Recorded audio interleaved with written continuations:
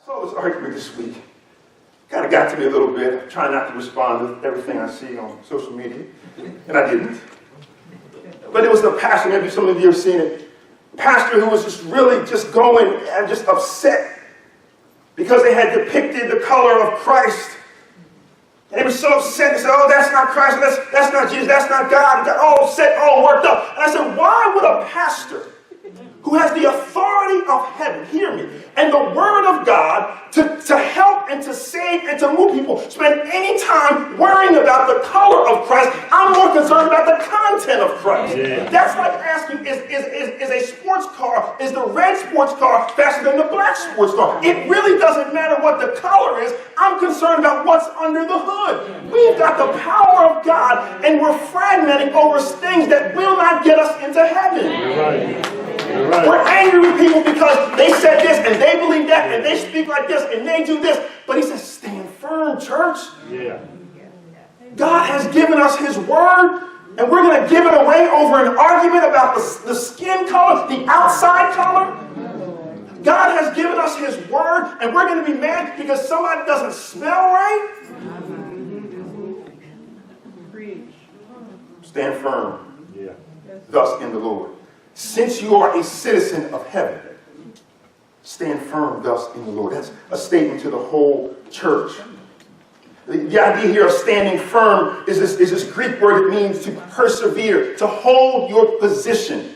Don't allow the concerns of the world to sway you and you lose your status with God, your ranking with God, your standing with God, because you're so concerned about earthly things, city things, Baltimore things.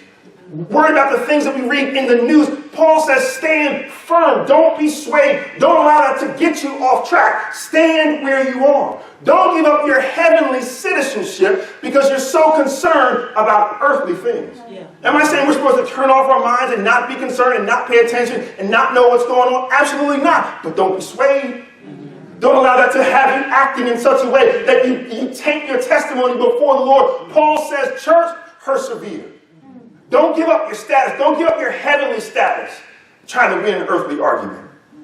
But the second thing he says there, he says, first of all, he says, stand firm thus in the Lord. But secondly, he says, I've asked Euodia.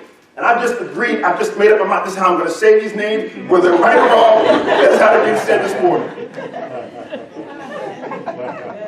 Paul said, I entreated of Euodia and Syntyche.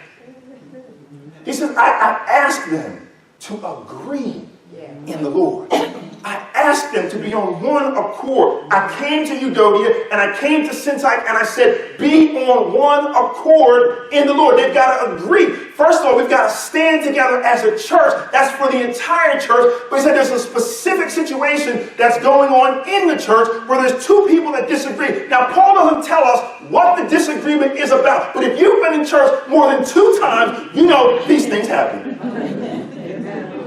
Whatever the cause of the friction, the disagreement in the church, Paul says you've got to agree together in the Lord. And the idea here of agreeing in the Lord is not allowing your opinion of yourself to exceed modesty. Don't allow the opinion of yourself. You offended me because you lied to me as if I've never told a lie myself. Don't allow the opinion of yourself to be so high that you can't get along with people. Because look what Paul says. He says that Euodia and Syntyche used to work side by side with him. But because of the disagreement, because of the friction that has occurred between these two women in the church, they can't work together any longer in the Lord. The ministry of the church has been hindered because of an argument.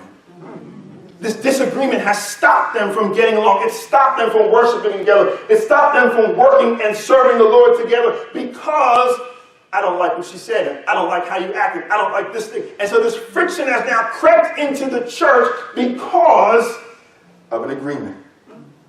Paul says, I'm not even going to tell you the details. The problem, the big story here is that for heavenly citizens, we've allowed our earthly disagreement to stop. And so let us come together and agree that you may never say you're sorry. That's okay. I can't allow this friction to stop you and I from working together side by side and for the glory of God. I can't allow this friction to stop us from being in harmony and serving God. It says, so if you're right, if you're wrong, if I'm right, if I'm wrong with you, it really doesn't matter. Can we stand side by side and agree in the Lord? Yeah.